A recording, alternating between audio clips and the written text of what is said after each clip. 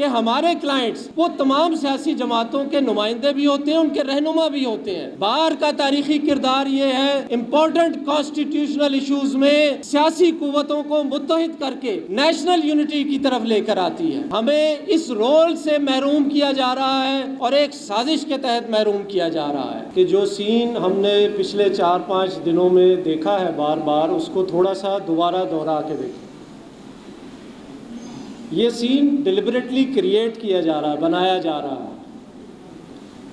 وکیلوں کے پاس جو بنیادی طور پر قانون موجود ہے کہ ہائی کورٹ کی پریمیسز میں کسی کو گرفتار نہیں کیا جائے گا۔ اگر کوئی کلائنٹ کسی وکیل کے چیمبر میں بیل لینے کے لیے موجود بیٹھا ہے تو وہ بھی پروٹیکٹڈ کسٹڈی میں ہے، اسے عدالت تک پہنچنے دیا جائے گا۔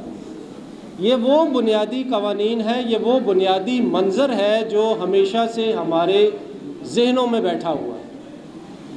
اب آپ اس تصویر کو دیکھیں کہ جب ایک سینئر وکیل کو اس کے چیمبر سے سادہ لباس میں افراد اٹھا کے زبردستی اس کے کلائنٹوں کے سامنے لے جا رہے ہیں، آپ اس منظر کو دیکھیں کہ جو پارلیمنٹیرینز آپ کے پارلیمنٹ میں بیٹھے ہیں، اس پارلیمنٹ کا گھیراؤ کر کر باہر انتظار کیا جا رہا ہے کہ پارلیمنٹ کے تقدس کو پامال کیا جائے اور ان کو گرفتار کر کے وہاں سے اٹھا کے پارلیمنٹ کا مذاق بنایا جائے، آئین اور قانون کا مذاق بنایا جائے۔ یہ سارا منظر ہمارے لیے جان بوجھ کر بنایا جا رہا ہے تاکہ عوام کی نظر میں قانون کی، انصاف کی، عدلیہ کی، جمہوریت کی کوئی وقت باقی نہ رہے۔ میں اور آپ یہ سمجھ لیں کہ یہ سب افسانے ہیں۔ یہ قانون جو لکھا ہوا ہے اور سامنے ہر جگہ میں اور آپ دہراتے رہتے ہیں، وہ ایک محض کتاب ہے، ایک افسانہ ہے۔ نہ اس کی اہمیت آپ کے لیے ہے، نہ اس کی اہمیت کسی اور فرد کے لیے ہے۔ یہ جو فنڈامنٹل رائٹس نام کی ایک چیز لکھ کے روز ہم عدالتوں میں کہانی سناتے رہتے ہیں، ہمیں یہ بتایا جا رہا ہے کہ اس کی کوئی ویلیو نہیں ہے۔ آپ بھول جائیں کہ اس ملک میں کسی عام آدمی، کسی بھی شخص، کسی غریب کے کوئی فنڈامنٹل رائٹس ہیں۔ آپ کے سینئر وکلا اور پارلیمنٹیرینز کے بھی فنڈامنٹل رائٹس نہیں ہیں۔ کسی کو کسی موقع پر کہیں بھی اٹھا کے پابند سلاسل بغیر کسی وجہ کے کیا جا سکتا ہے۔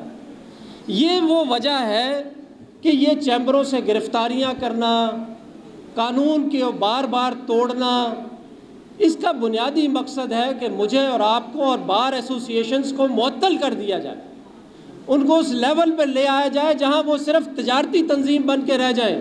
وہ کچھ ایک دوسرے افراد کے نام پر، آپ لوگ سب کے نام پر نیشنل لیول پر اپنے مفادات کا تحفظ تو کر لیں، لیکن وہ کوئی آئین اور قانون کی بات نہ کریں۔ وہ اپنے اس رول سے ہٹ جائیں کہ جو شاید کئی کتابوں میں لکھ کر ہم نے رکھا ہوا ہے۔ یہ وہ ان غیر آئینی قوتوں کا بنیادی مسئلہ ہے جسے ہمیں سمجھنے کی ضرورت ہے۔ ہم نے بحال کرنا ہے، ہم نے بار کے اس رول کو بحال کرنا ہے جو آج سے 75 سال تک یہاں تھا۔ جب بھی کوئی آئین اور قانون کی بات ہوئی ہے تو تمام سینئر وکلا اپنی ہر پارٹی کی وابستگی سے بالا تر ہو کر آئین اور قانون کی حفاظت کرتے تھے۔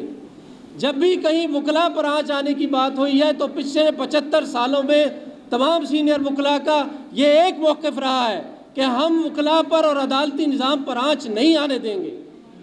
ہمیں اس بات کو سمجھنے کی ضرورت ہے کہ آج کی اسٹیبلشمنٹ کی یہ خواہش ہے کہ اس اتحاد کو توڑا جائے، اس تصور کو توڑا جائے، اس آئین اور قانون کو ردی کی ٹوکری میں پھینک دیا جائے۔